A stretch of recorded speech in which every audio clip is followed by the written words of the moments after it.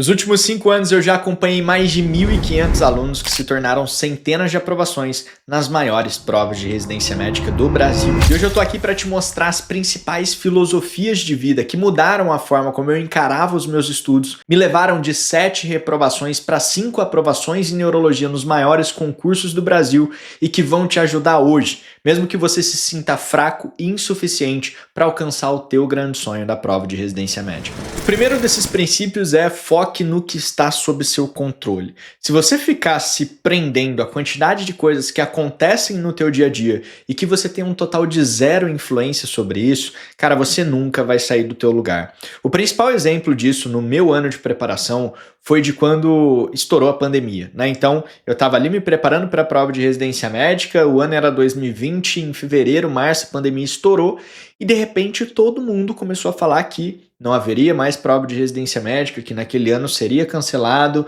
ou, sei lá, começaram inúmeras suposições, a galera parando de estudar por conta disso. E, cara, naquele momento eu comecei a pensar, bicho, o que compete a mim? O final da pandemia compete a mim? Não compete. O que eu posso fazer para mudar isso? Não posso fazer nada. O que eu posso fazer? Eu posso estudar. E se tiver a prova no final do ano, eu vou fazer, eu vou passar. Se for depois eu vou fazer, eu vou passar. Se for online eu vou fazer, eu vou passar. A única coisa que competia a mim, que estava sob o meu controle, era estudar. Quando a gente está olhando a realidade dos nossos alunos, né, que passam pelo programa de mentoria, eu vejo que muitos deles sofrem, por exemplo, com estágio do internato.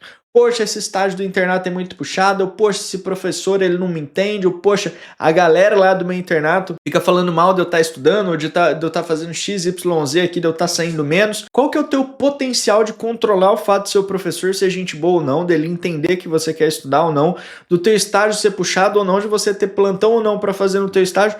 Você tem um total de zero controle sobre isso. Então, cara, faz sentido você perder a tua paciência, perder o teu tempo pensando nessas coisas que você não pode mudar, ou faz muito mais sentido você dedicar esse tempo, essa energia, em olhar para aquilo que realmente compete a você, que é estudar todo santo dia do jeito certo, na quantidade certa, na hora certa, para que lá no final você esteja caminhando na direção certa para o teu resultado, que é a sua aprovação na residência que você tanto quer. A segunda dessas filosofias de vida é que a única satisfação que você deve é para aquela pessoa que está diante do espelho. E eu vejo que, putz, bicho, em ano de preparação, isso é totalmente justificável, tá? Você tinha os seus pais ali que investiram em você ao longo de toda a graduação, você tem aqueles amigos que conviveram contigo ao longo de toda a graduação, até antes ou depois da graduação, colegas às vezes que estão no plantão contigo, que estão no teu trabalho no dia a dia. E quando você começa a estudar para residência médica, você começa a ter um peso de que você precisa dar satisfação para os seus pais, para os seus amigos, para a galera que está ali com você no dia a dia, de que as coisas estão dando certo. Você tem aquele peso de dar satisfação de que você vai passar no final do ano, quando isso se torna uma carga tão pesada nas tuas costas e desnecessária nas tuas costas, de querer atender as expectativas das pessoas, que muitas vezes nem tem expectativa em você, tá? É você que fica criando isso na tua cabeça de, nossa, as pessoas, meus pais estão me vendo estudando aqui, eu preciso passar no final do ano, senão, meu Deus, às vezes eles nem estão pensando nisso.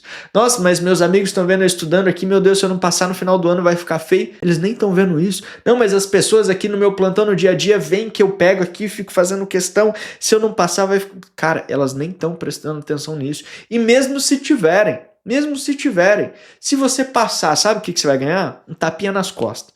Se você não passar, sabe o que eles vão te falar? Putz, ano que vem você tenta de novo. Então, esse peso de ter que dar satisfação para as outras pessoas do que você está fazendo, do quanto você vai estar estudando, de se vai dar certo ou não, é um peso que muitas vezes você coloca nas suas próprias costas, que te faz ficar mais nervoso, mais ansioso, quando as pessoas, de verdade, elas não estão nem aí para isso, tá? Então, no meu ano de preparação, o que eu sempre falava era que a única satisfação que eu devia era pro espelho.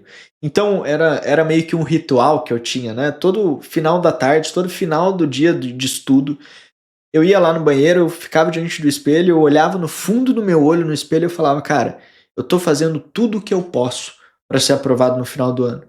E aí, não sei, às vezes é viagem da minha cabeça, né? Mas eu acho que tem algo de...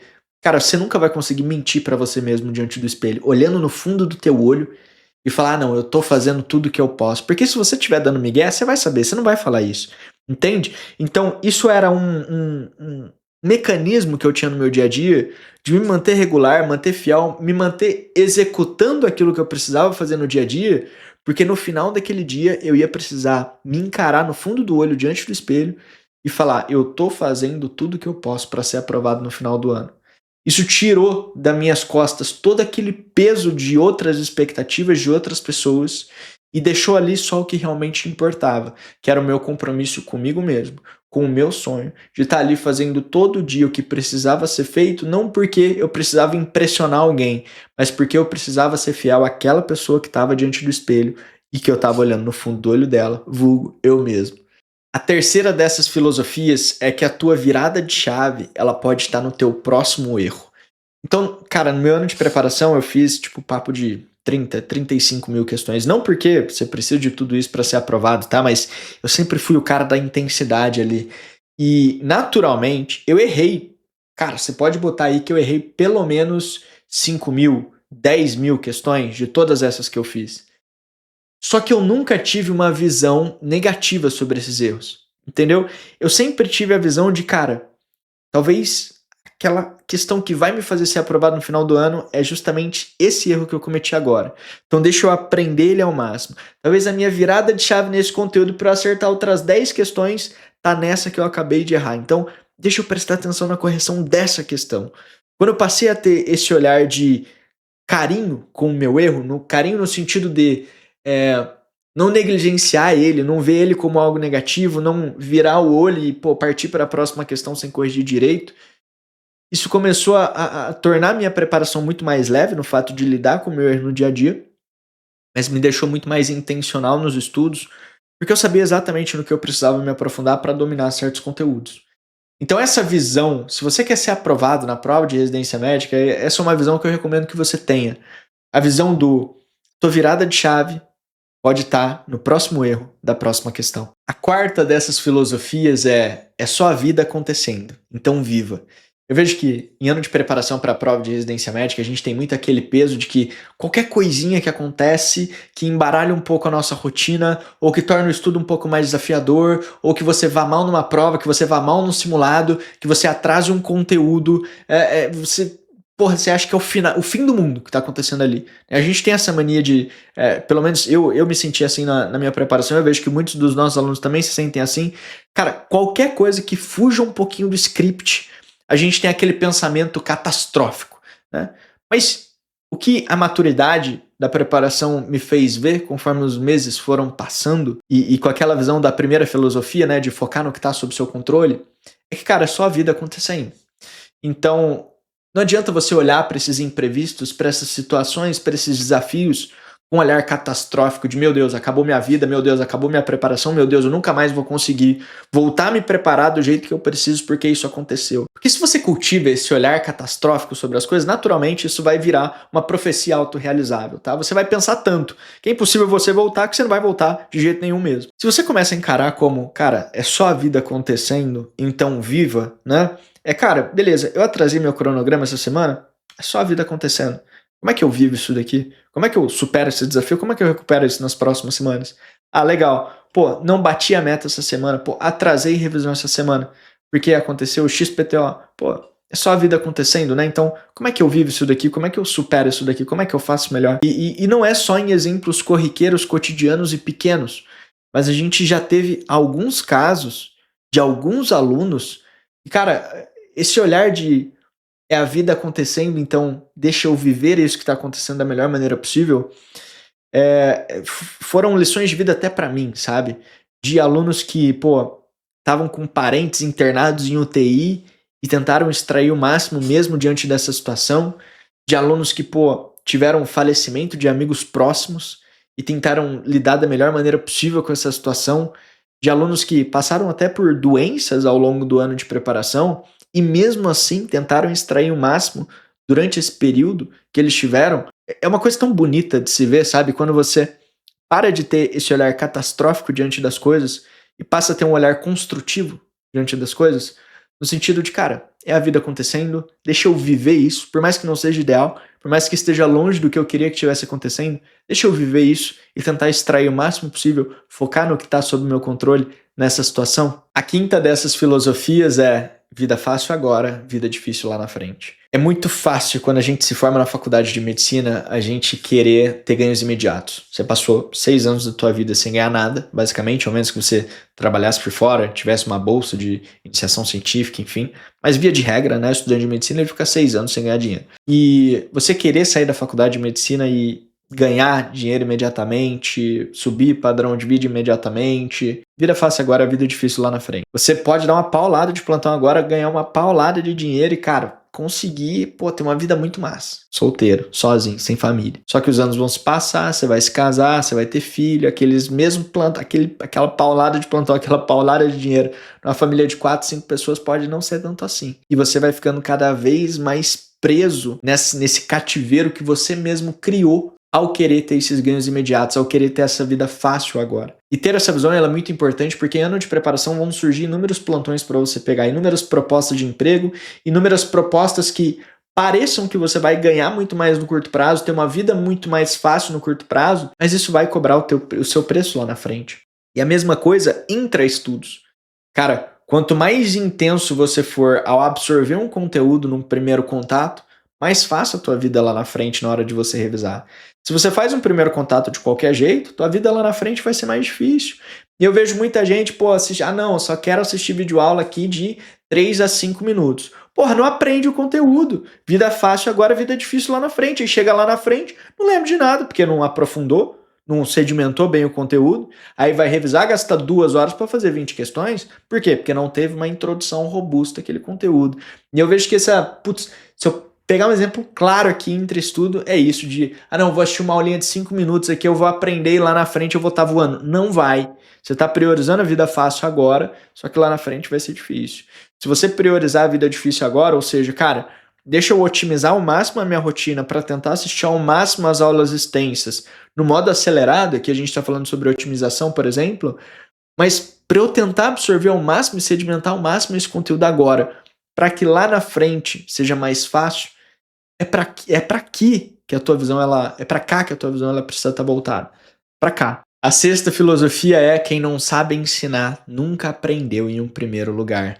E isso foi ficando cada vez mais claro para mim durante o meu ano de preparação, porque eu não sei o quanto você conhece da minha história, mas durante o ano de 2020 eu registrei toda a minha preparação para a prova de residência médica lá no Instagram, nos stories, em conteúdos.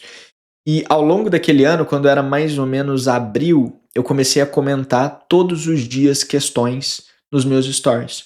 Então todos os dias eu pegava uma questão ali da minha rotina de estudo, fosse de revisão, de primeiro contato, e eu comentava em vídeo nos meus stories. E conforme o tempo foi passando, isso começou como uma estratégia de posicionamento para depois, no ano seguinte, quando eu fosse aprovado, eu criar o programa de mentoria. Mas conforme o tempo foi passando, eu comecei a ver que os conteúdos que eu mais dominava eram justamente os conteúdos que eu estava levando nos stories. Mas não porque eu só estava levando nos stories o que eu dominava, e sim porque eu usava essa atitude de ter que comentar ali em vídeo como um mecanismo para eu me aprofundar, para eu sedimentar aquilo com a minha linha de raciocínio. Entende? Então, por isso a filosofia do quem não sabe ensinar nunca aprendeu em um primeiro lugar. Porque se você aprende realmente algo e você consegue quebrar esse algo num raciocínio claro e simples para qualquer pessoa entender, seja o nível dela de expertise, o qual for naquele assunto, e você coloca isso para fora de maneira clara, com uma linha de raciocínio estruturada, aí você aprendeu de verdade o conteúdo. O que acontece muitas vezes é que as pessoas elas tentam decorar o que o professor fica falando toda hora, todo momento nas aulas, ou decorar aquilo que viu no resumo, e não para realmente absorver, para criar essa linha de raciocínio sólida, tua, com teu vocabulário, de forma clara, e que você consiga colocar isso para fora a qualquer momento. Porque colocar para fora não é só você comentar num vídeo, mas é você fazer uma questão. E muitas dessas pessoas que ficam nessa loucura de tentar decorar tudo que o professor fala, loucura de tentar decorar tudo que está escrito no resumo, na apostila, chega na hora de botar para fora numa questão, de repente percebe que, cara, eu não domino aquele conteúdo que eu tentei decorar. Eu até decorei várias coisas, mas na hora de aplicar, botar para fora eu não consegui. Então, o que eu recomendo para você, até uma recomendação pessoal aqui, existe a metodologia Feynman, né, onde você explica o conteúdo como se fosse para uma criança de 5 anos e que mais ou menos versa sobre isso, mas eu recomendo que você, naqueles assuntos mais difíceis, Você tente instituir isso na tua rotina de aprendizado. Você tentar fazer esses comentários em voz alta. Porque com certeza vai te ajudar a você sedimentar e criar essas linhas de raciocínio com mais clareza. A sétima filosofia é do corpo forjado, mente afiada. Durante meu primeiro ano de preparação, onde eu não tive resultado, onde eu abdiquei de muita coisa para poder estudar, estudava do jeito errado, eu ganhei 10 quilos, parei de treinar, cara, minha vida virou uma bagunça. No segundo ano, eu falei assim, cara, eu preciso dar um jeito na minha vida e não é só estudando mais, é estudando melhor e cuidando realmente da minha cabeça, do meu corpo, porque eu sentia que naquele primeiro ano eu tinha ficado muito ansioso, estressado com pouco resultado. E eu tava me sentindo mal, né, porque eu tinha ganhado 10 quilos. Eu falei, cara, eu vou voltar a treinar todos os dias e peguei um pacote de dieta, de treino lá, tal, comecei a treinar e eu comecei a ver que o fato de eu treinar todos os dias me deixava mais longevo nos estudos naquele dia. Então, como eu ia treinar no final da tarde, que eu já estava com a cabeça triturada, eu ia treinar, eu conseguia puxar mais uma, duas horas à noite, por exemplo. Comecei a ver que eu me sentia muito mais disposto para estudar no dia a dia. Comecei a ver que minha mente ficava muito mais afiada no dia a dia para fazer o que eu tinha que fazer. Então eu comecei a perceber que cuidar do meu corpo, cuidar da minha dieta, tinha uma influência bizarra no meu resultado nos estudos. Em percentual de acerto mesmo, eu notava isso crescendo. Então foi aí que nasceu essa filosofia e que eu carrego até hoje, né? Então, até hoje, agora eu mudei o horário, né? Mas até hoje, todos os dias, das 5 às 7h30 da manhã, 5h30 às 7h30 da manhã, é o meu horário de treino. É o horário que eu cuido do meu corpo, consequentemente da minha mente, consequentemente dos nossos negócios, dos nossos alunos. Então, tem influência direta, eu recomendo que você siga essa filosofia. A oitava dessas filosofias é estado de presença, estado de excelência. Durante meu ano de preparação para residência, eu comecei a cultivar um hábito que era da meditação, né? Nessa mesma linha que eu citei ali de treinar todos os dias, eu comecei a meditar para cuidar da minha mente, né? Eu me sentia constantemente ansioso ali com a preparação, que é natural para qualquer pessoa. Então, todos os dias ali no final do dia, eu parava 15, 30 minutos para fazer uma meditação guiada. E eu comecei a notar que essa prática do estado de presença começou a influenciar quando eu fui fazer a prova lá no final do ano. Então, quando eu fui fazer a prova lá no final do ano, eu fazia alguns ciclos de meditação ali antes da prova começar, então chegava mais cedo, né? Não tinha prova na mesa, óbvio, não parava meia hora com a prova ali na mesa para meditar. Era antes. E eu fazia os exercícios de respiração para aumentar meu estado de presença, para reduzir minha ansiedade. E eu vi como isso trazia muito mais clareza quando eu ia fazendo as questões, quando eu ia executando ali na hora da prova final e depois fazendo uma reflexão retrospectiva, né? Eu comecei a ver que durante os meus estudos ao longo do ano eu também me sentia mais atento, também me sentia com a mente mais afiada ali para fazer as coisas no dia a dia.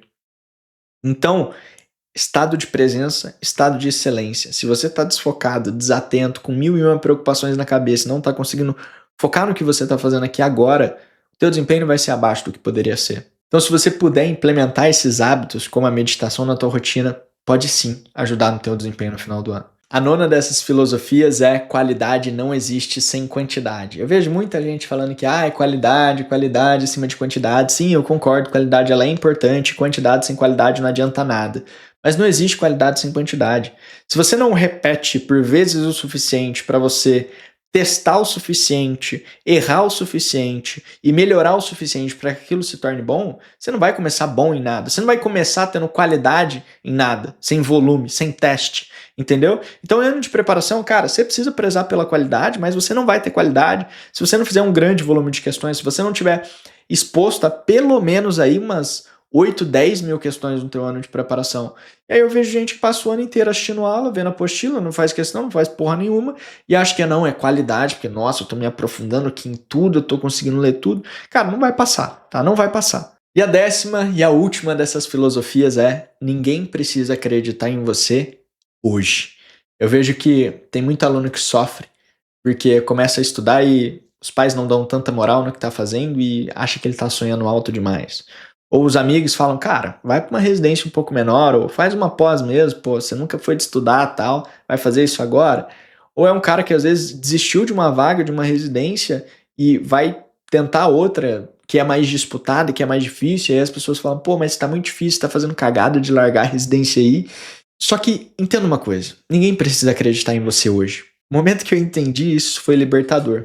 Porque eu parei muitas vezes de balizar a percepção de se eu estava no caminho certo, baseado no que as pessoas diziam, de você consegue, você vai chegar lá, tal. Eu parei de balizar nisso, porque eu entendi que ninguém precisava acreditar em mim naquele momento.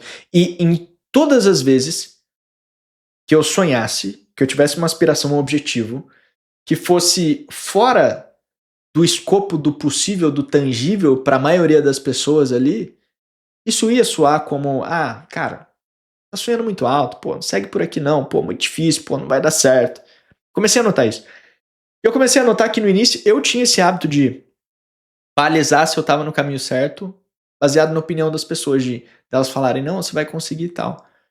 Só que entenda uma coisa, quando você sonha grande demais, quando você tem um grande objetivo, e de repente algumas dessas pessoas, elas nunca atingiram algo dessa magnitude, você vai ser desacreditado, elas vão falar que é difícil, elas vão falar que provavelmente não vai dar certo, só que não é necessariamente porque elas não acreditam em você.